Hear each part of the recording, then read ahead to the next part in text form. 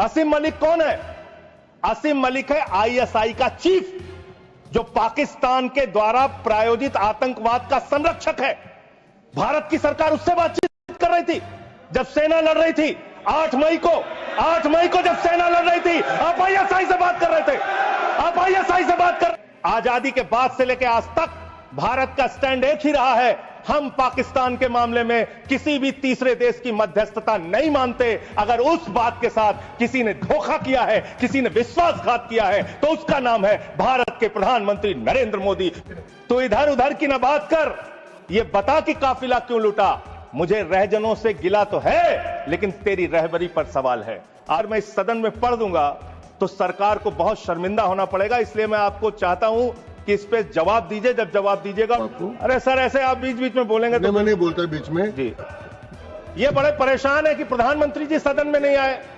प्रधानमंत्री जी अवतार हैं, वो अदृश्य रह के भी कहीं मौजूद हो सकते हैं। उनको आना नहीं होता शारीरिक रूप से, वो प्रकट हो जाते हैं। 18 घंटे काम करने वाला प्रधानमंत्री 2 घंटे भी दोनों सदनों में क्यों नहीं है, ये सवाल हम लोग पूछना चाहते हैं। पे हमला किया वो पाकिस्तान जिसने अक्षरधाम किया, वो पाकिस्तान जिसने उड़ी किया, वो पाकिस्तान जिसने पुलवामा किया, वो पाकिस्तान जिसने लाल किले पे हमला किया, वो पाकिस्तान जो हिंदुस्तान में आतंकवाद फैलाता है, पहलगाम की घटना को अंजाम देता है। आप कह रहे हैं वो पाकिस्तान आपसे गिड़गिड़ाया, आप मान गए। अरे मान्यवर, वो हमारी बहनें भी तो गिड़गिड़ा रही थी, वो आतंकवादी तो नहीं माने, आप कैसे मान गए? 19 जून को अमेरिका ट्रंप के लिए प्रचार करने मैं नहीं गया था मान्यवर। ट्रंप के लिए प्रचार करने महामानव गए थे, मैं नहीं गया था। अब की बार ट्रंप सरकार, उन्होंने नारा दिया था मान्यवर, आई लव पाकिस्तान। ये ट्रंप बोल रहा है। मोदी का दोस्त, सर बार बार आप ही आ जा रहे हैं, मना कर दीजिए, ऐसे क्यों कर रहे हैं? बार बार आप ही आ रहे हैं। आई लव पाकिस्तान, ऐसे स्ट्रेटेजिक खेल मत खेलिए सर। आई लव पाकिस्तान कह रहा है ट्रंप। वहां पाकिस्तान और अमेरिका का इलू इलू चल रहा है और आप कह रहे हैं अब की बार ट्रंप सरकार। एक लाइन में पढ़ना चाहूंगा, प्रधानमंत्री तो फिदा है उनके ऊपर, ट्रंप के ऊपर। तो प्रधानमंत्री की ओर से ट्रंप के लिए लाइन है कि तेरे खुलूस ने रखा मुझे अंधेरे में, तेरे खुलूस ने रखा मुझे अंधेरे में, तेरा फरेब मुझे रोशनी में ले आया। आप गोदी मीडिया से अपनी चाटुकारिता दिन रात करवाना चाहते हैं, करवाइए, कोई हमें दिक्कत नहीं, वो लोग करेंगे ही। लेकिन जब युद्ध का समय है, लड़ाई का वक्त है, इतने गंभीर समय में है, ऐसे समय में आप ऐसे समय में झूठी खबरें वहां पे चलवा रहे हैं, झूठी खबरें चलवा रहे हैं। लाहौर में घुस गए, इस्लामाबाद में घुस गए, यहां कराची में कब्जा हो गया, रावलपिंडी में कब्जा हो गया। अडानी के पोर्ट से 21,000 करोड़ रुपए की ड्रग्स पकड़ी गई है जो आतंकवाद में लगती है। जेल में आना है, तुम सबको जेल में आना है। जेल का बजट बढ़ा दो, जेलों को ठीक कर दो, अगला नंबर तुम्हारा है, तुम्हें जेल में आना है। जितना जेल में डालोगे उतना गर्त में जाओगे। मुफ्त में 5 करोड़ कटोरा बांटा जाएगा, भीख मांगो योजना। नौजवानों ने कहा नौकरी दो, नौकरी दो, फिर आपने कहा पकौड़ा तल लो, पकौड़ा तल लो।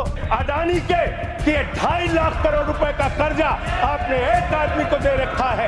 लगवाइए नेम प्लेट उन पूंजीपतियों को। इनका बजट पड़ रहा था मान्यवर, जेलों को भी इन्होंने कम बजट दिया। अरे जेल का बजट तो बढ़ा दीजिए, 300 करोड़ रुपए जेल का बजट बढ़ा दीजिए। अरे अभी हमको जेल में भेजा है, कल तुमको जेल में आना है, तुम सबको जेल में आना है। जेल का बजट बढ़ा दो, जेलों को ठीक कर दो, अगला नंबर तुम्हारा है, तुम्हें जेल में आना है। इसलिए कम से कम जेलों को तो ठीक कर दो, अगला नंबर तुम्हारा। मैं जेल के बजट पे बोल रहा हूँ मानवर, मैं जेल के बजट पे 1 सेकंड 300 करोड़ दिया, इनको जेल में आना है। 1 सेकंड नौकरी दो, नौकरी दो, फिर आपने कहा पकौड़ा तल लो, पकौड़ा तल लो, फिर आपने कहा पान की दुकान लगा लो, पान की दुकान लगा लो, फिर आपने कहा 4 साल की नौकरी कर लो सेना में, 4 साल की नौकरी। मैं मान्यवर आपके माध्यम से भारत के प्रधानमंत्री से बड़ी विनम्रता पूर्वक पूछना चाहता हूं, देश के प्रधानमंत्री को 73 साल की उम्र में तीसरी बार प्रधानमंत्री बनना है, लेकिन किसान का बेटा नौजवान सेना में 4 साल की नौकरी करेगा, यह भेदभाव क्यों है? मैं पूछना चाहता हूं मान्यवर, आपके माध्यम से इस सरकार से जानना चाहता हूं, अगली योजना क्या आएगी आपकी? आप कह रहे हो इंटर्नशिप योजना, ट्रेनिंग योजना, 5,000 रुपए की ट्रेनिंग ले लो, 5,000 रुपए की ट्रेनिंग ले लो। मान्यवर, 5,000 रुपए की ट्रेनिंग 500 बड़ी कंपनियों में आप देंगे। मुझे भारत की 100 कंपनियां आप बता दीजिए जिसमें एक कंपनी में आप 4,000 ट्रेनी रख सकते हैं।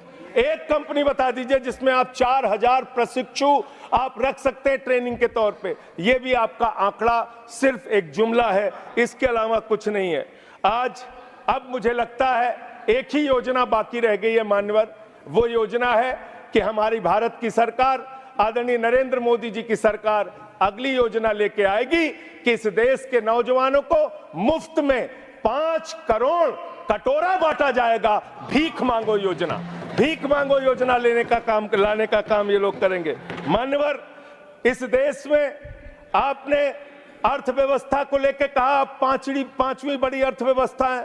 वो 5वीं बड़ी अर्थव्यवस्था का लाभ किसको मिल रहा है? आपके चंद पूंजीपति मित्रों को, जिसका 16 लाख करोड़ रुपए आपने माफ किया, जो हजारों करोड़ लूटकर हिंदुस्तान से चले गए। मान्यवर, मैं बड़ी विनम्रता पूर्वक कहना चाहता हूं, मित्रों बड़ी डिलीटेड जी, डिफिकल्टी। ठीक है सर।